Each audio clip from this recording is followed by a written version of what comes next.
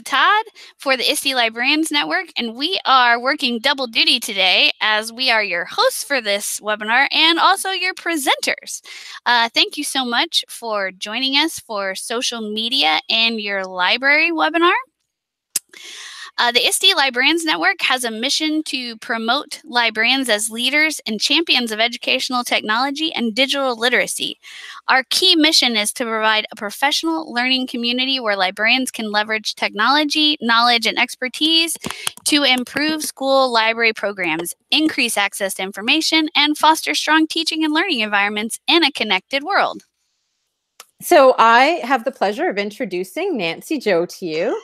Nancy Jo Lambert is a high school teacher librarian in Fresno Independent School District at Reedy High School. She has 5 years of middle classroom teaching experience and has been in the library since 2010. She has library experience at the early childhood, elementary, and high school levels, is a presenter and speaker who advocates for libraries by telling the story of the learning happening in her library. She's a passionate educator, an avid learner and reader. She's also a Google certified trainer and the Texas Computer Education Librarian of the Year, which I was able to witness this year for 2019. You can find her on Twitter at Nancy Jo Lambert. Jennifer Todd, who I've had the privilege of seeing present a couple of times recently, is a wife, a mom, and a teacher librarian at Cardinal Carter Catholic High School in Ontario, Canada. And she is a former literacy consultant and author of the book Social Media. She is currently on leave, finishing her master's with a focus on the impact of mentorship on student use of social media.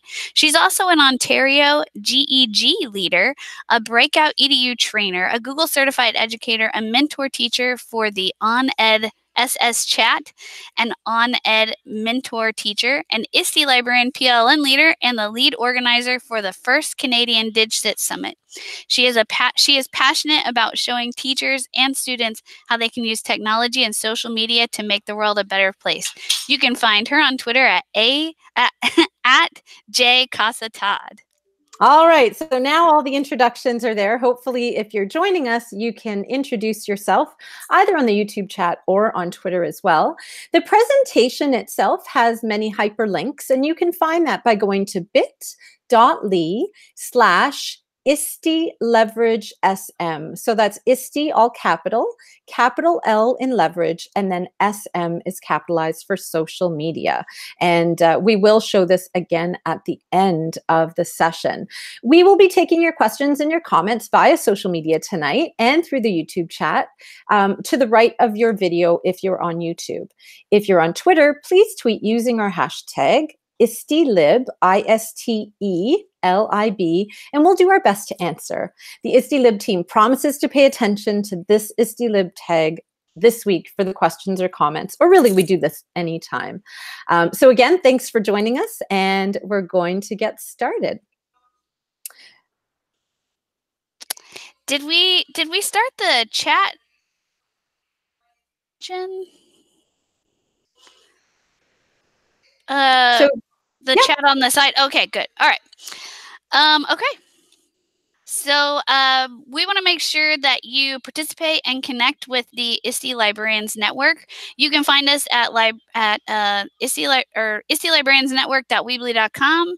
And then we have the YouTube chat and the hashtag. And then on Twitter, we are at istelib. So be sure and follow us there. And please make sure that you join us for ISTELIB content in Philadelphia this summer, June 23rd through the 26th. We are currently accepting playground proposals. So if you are going to be at ISTE this summer, we want to highly encourage you to submit a playground proposal to do some presenting or presentations during the ISTELIB playground proposal. Playground.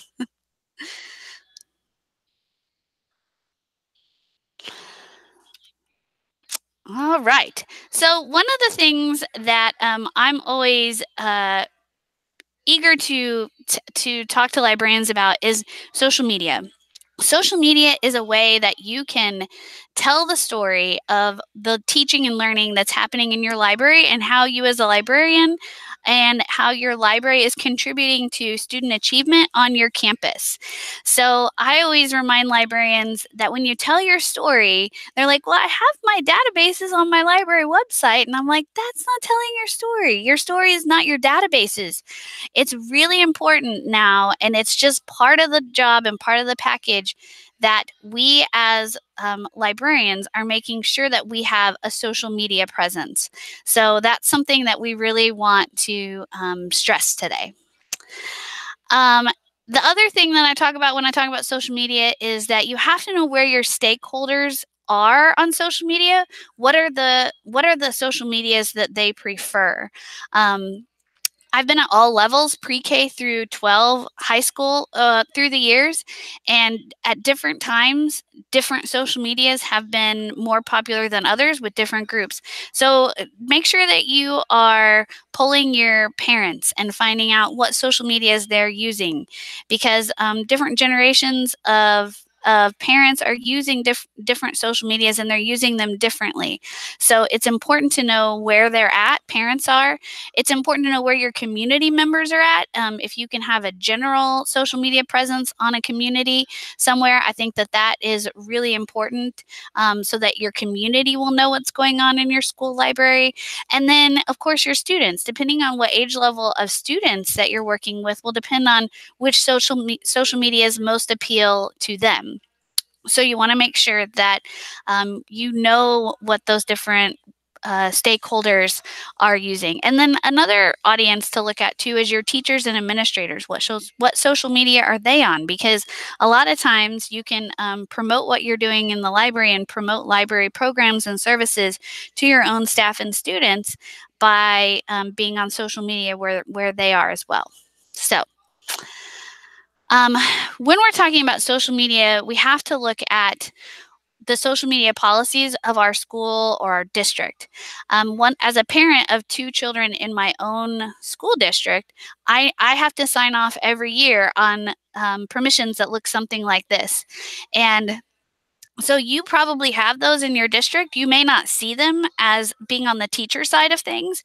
So it's always important to ask. You can ask possibly whoever does your data collection for students, whether it's at the district level or the campus level, if you can see a sample of that, what it says. And then also to be able to be sure and get the list of students that that parents have said, no, my student cannot be on social media. And I will tell you from experience, both at elementary and high school level, that a lot of times if someone from your campus reaches out to those parents who said no and says, hey, did you know that when you click no on this, it means your kid can't be on, for instance, in my district, their picture and their artwork can't be on a bulletin board on campus. They can't be in the yearbook. So especially at high school, when I tell the kids, hey, did you know your parents click no on this? And they're like, what? And they get out their phones and they start texting right away, because they aren't, the parents are not really aware of what all those things are as they're clicking through that registration process. So sometimes it just might take a call from you or from an administrator or someone on your campus saying, hey, did you mean to click no on this, to get those kids added to being able to be included in social media. Social media, the link on this slide is to a previous social media presentation that I did, which you're welcome to click on and look through that as well. But when you're setting up your social media channels, here's some advice that I always give. If at all possible, use a logo for your library or your school so that people know that this is not just your account, but that this belongs, or that this account is a branch of your school as well. Don't use personal photos on your bio or when you're tweeting out or posting on any of your social media.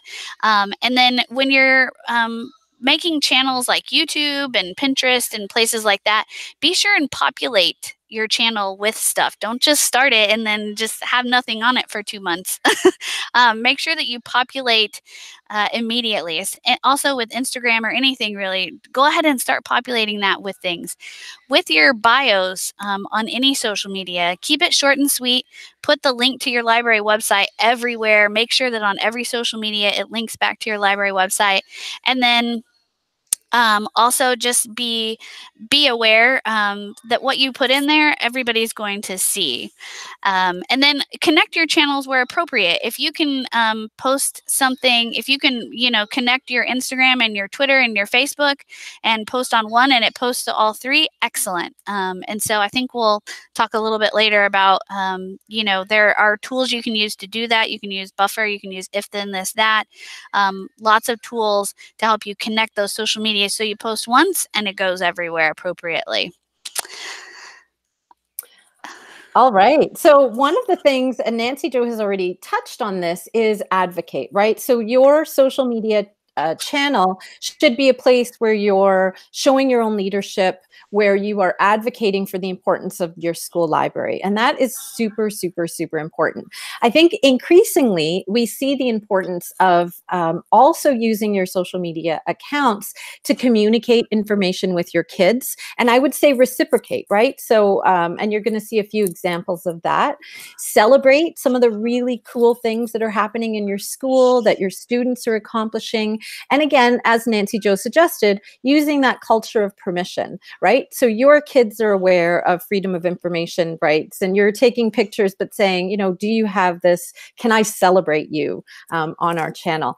And also, increasingly, I think we understand that we are role models for our kids' use of social media. They use it solely for entertainment, and we can interrupt that and show them how to leverage it for learning. We can show them certainly how to use it as a curation tool. We can inspire them to use it differently. And so those are kind of the things that I take into account when I am thinking about what to post. So now I have an account. What's my purpose? What am I going to do with it? And those are a few things that I like to keep in mind.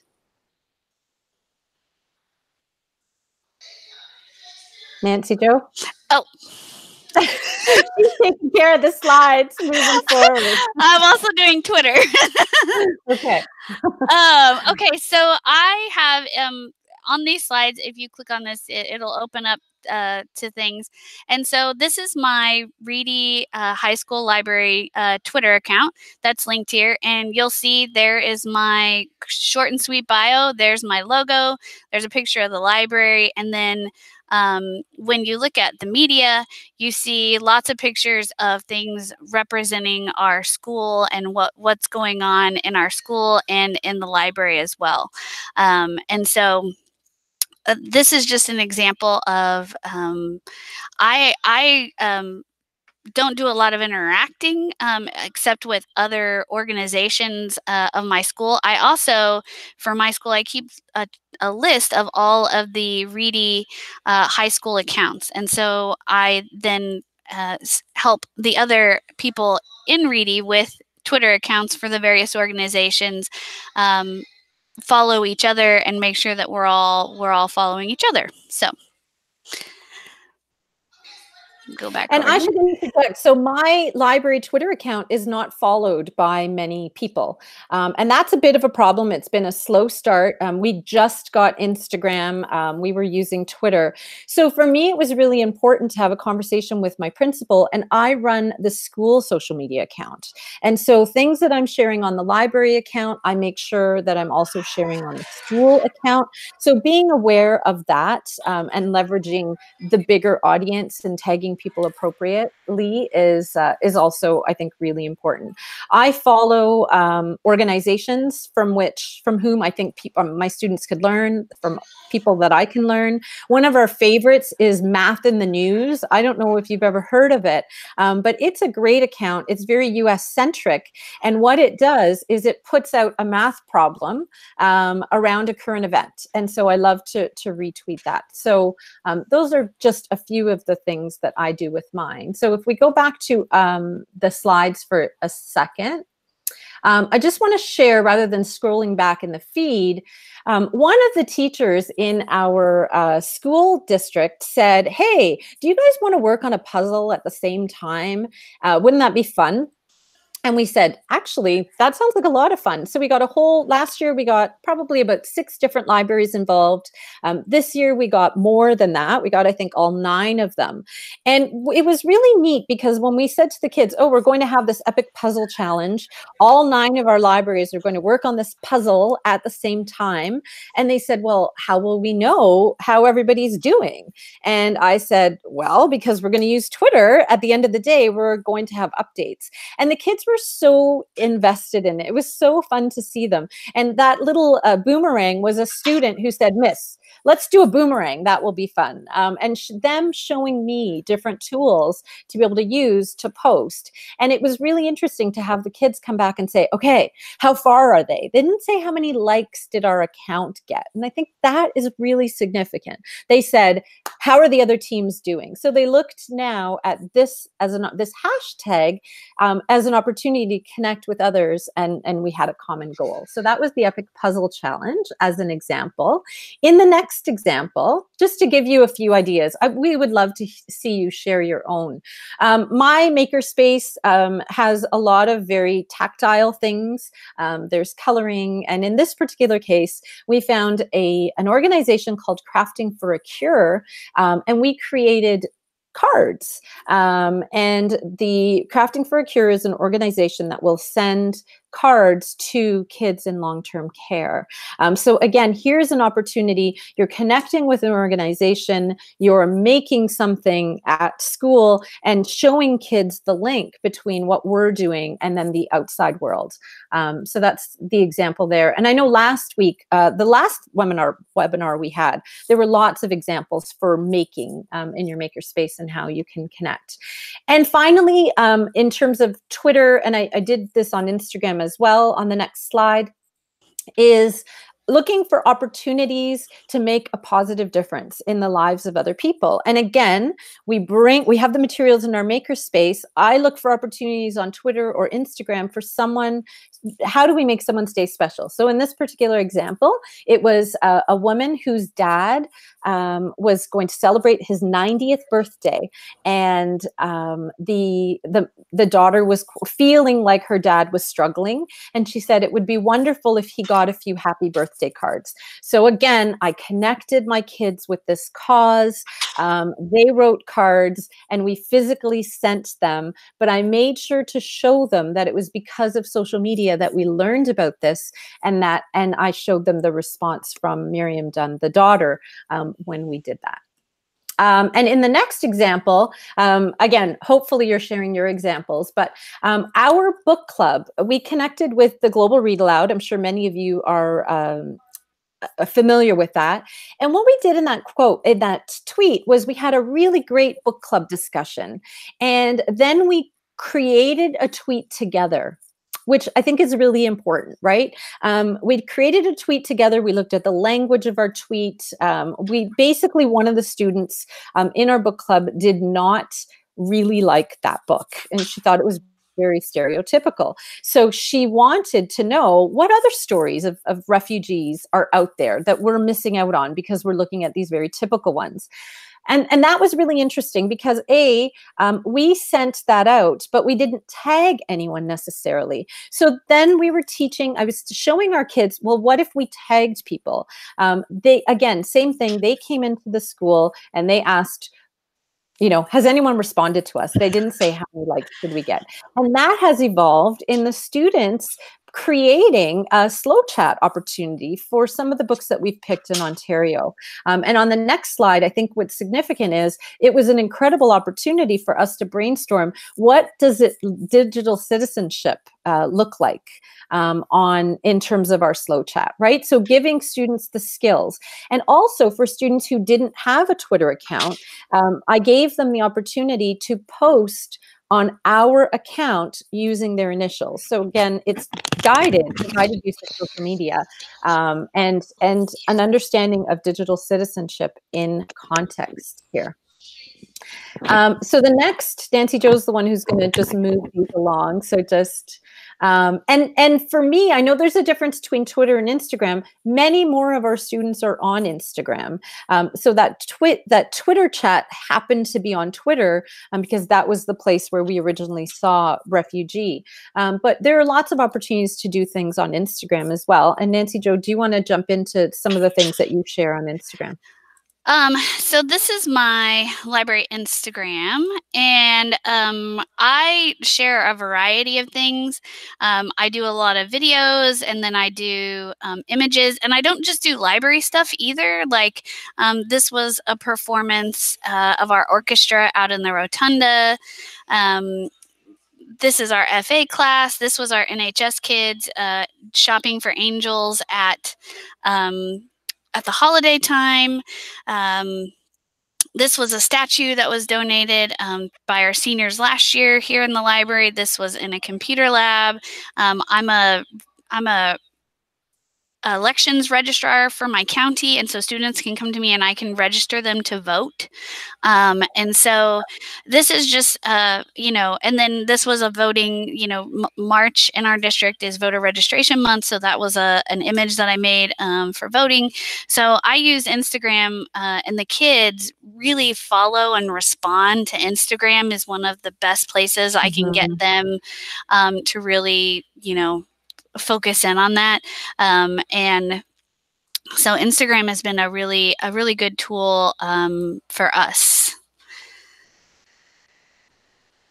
And so maybe just go back to the slides for a second, Nancy Jo. So similarly, I will post a variety of things around social media. But what's really cool is when you start to follow other libraries, you get ideas for what you can do. So this was an idea that I saw someone do, and it was the book reveal. And I thought, this is so cool. So every time we get a shipment of new books, I gather a bunch of kids and I say, hey, do you want to be in our book reveal? And they open up the box and they showcase that. And they truly are a little bit more excited. So yes, we showcase the book displays that we have. We have displays on a regular basis. But again, I get tons of ideas from other people on Instagram. In the next slide, this is one of the ideas that I haven't done yet, but I just thought, what a great idea, Book Face Friday. So again, having fun with it, being playful with it, but again, the focus is, look at these books that we have here. And I think that's really great. And in terms of interactivity,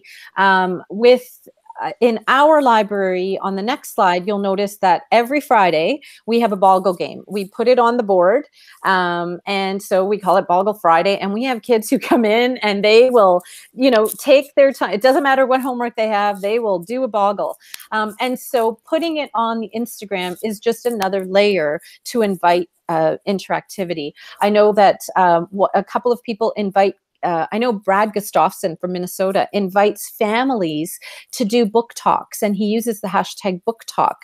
So families could then, read a book together, highlight what they really love about it, and post it. And there's that level of collaboration and interactivity that interrupting how they normally use social media.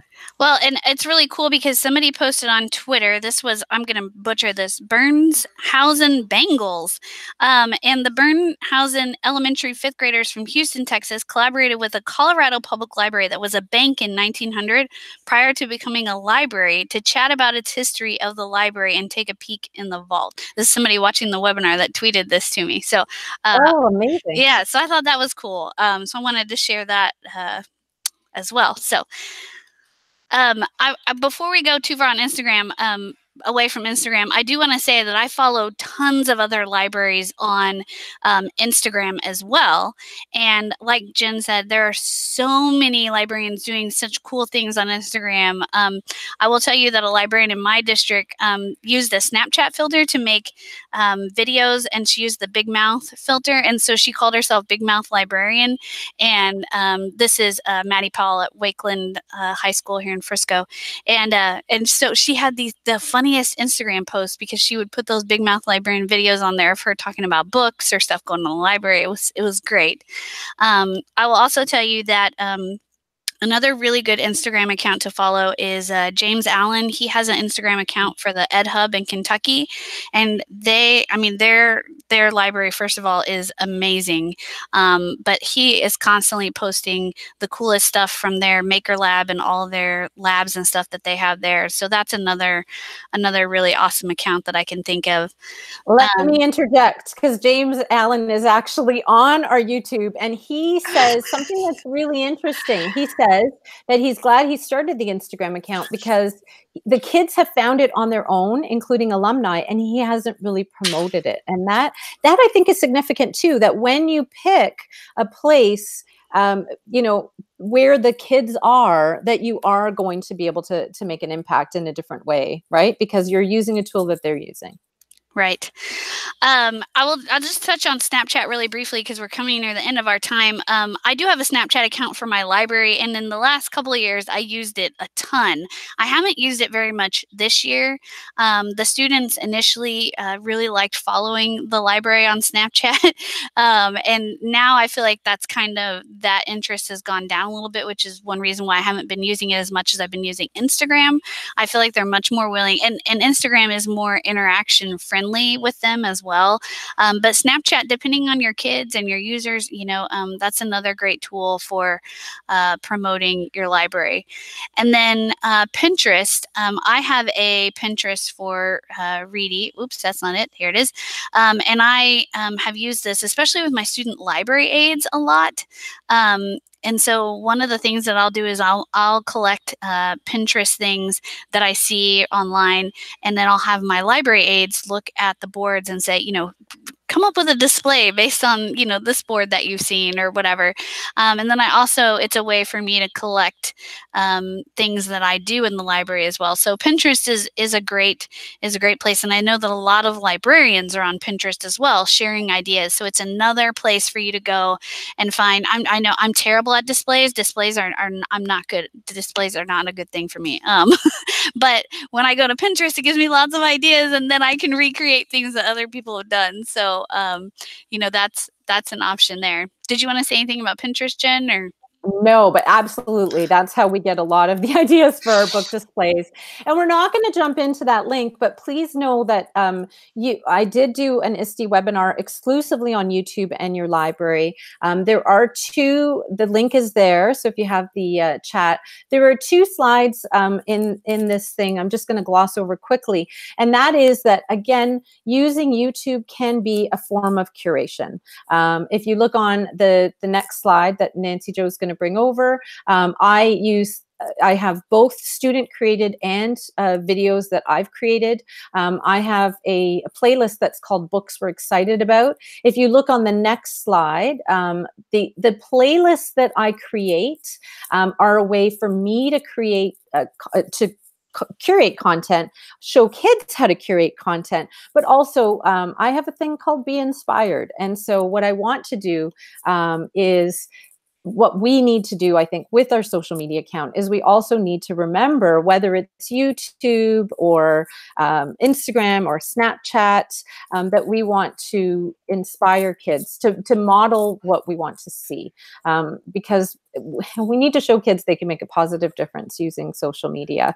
And if you go to the next slide, that's where I said that. Sorry, I don't have control over my own slides. So, and then the final slide, the slide after this, sorry, the one before, the 25th. This is just an example. We do lots of things in our libraries to make sure that they're a safe place for our kids. This is something I saw either on Pinterest or on Instagram. Take what you need, and we have little pieces of paper, and kids will walk by and say, oh, do I ever need patience today, and pick up a slip. But then how are we using social media to also create that very positive culture for our kids? Is a question that I have. And I just want to touch on YouTube, going back really quickly for just a second. Yeah. On my YouTube channel too, I create playlists. I make video helpers. So anytime I'm doing a lesson or anything in the library for the kids, I do a screencast video of that lesson so that they have it for later reference. And I will tell you that the screencast videos that I do for projects and information and stuff, those get watched by the kids, and they really do appreciate appreciate that. And then when I was in elementary, I would upload and take the projects that the kids were doing in their classes and put them on my YouTube channel, and then make playlists by teacher, and then send the playlist to the teacher with a little verbiage. Hey, your kids came into the library and did this thing with me. Here's a playlist of their projects. Be sure and watch them. And so that was something too that was really powerful way to use YouTube is for parents to see what their kids are doing and to know that they're doing it with me in the library. So that was a really powerful advocacy piece as well. Mm-hmm. So I wasn't going to shamelessly plug my book, but there are ideas on how to include students in social media in my own book, Social Media.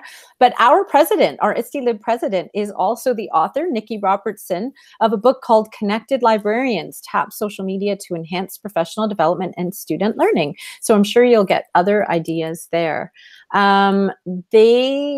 I don't know if we have any questions. I'm just looking on YouTube. Lots of good chats, but no question per se. How about Twitter? I'm not seeing anything I'm clicking back and forth between the different Twitter accounts.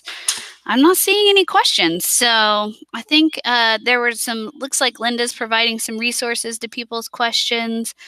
And then, yeah, I'm not really seeing any questions. But you know what? You can totally find Jen and I both on Twitter and Instagram and YouTube. And feel free to reach out to us really at any point.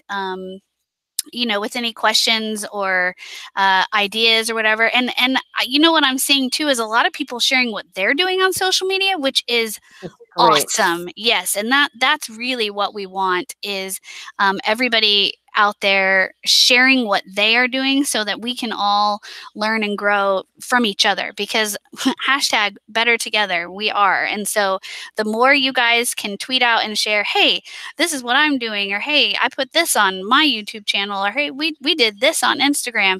I think that those are some of the most powerful things that we can do is share with each other. Absolutely. And I think that's a great note to end. All right. Thank you so much for taking time out of your day to connect with us on this webinar. Please look at librariansnetwork.weebly.com as well as our Twitter and our Facebook account for upcoming webinars. And we'll see you guys online. See you online.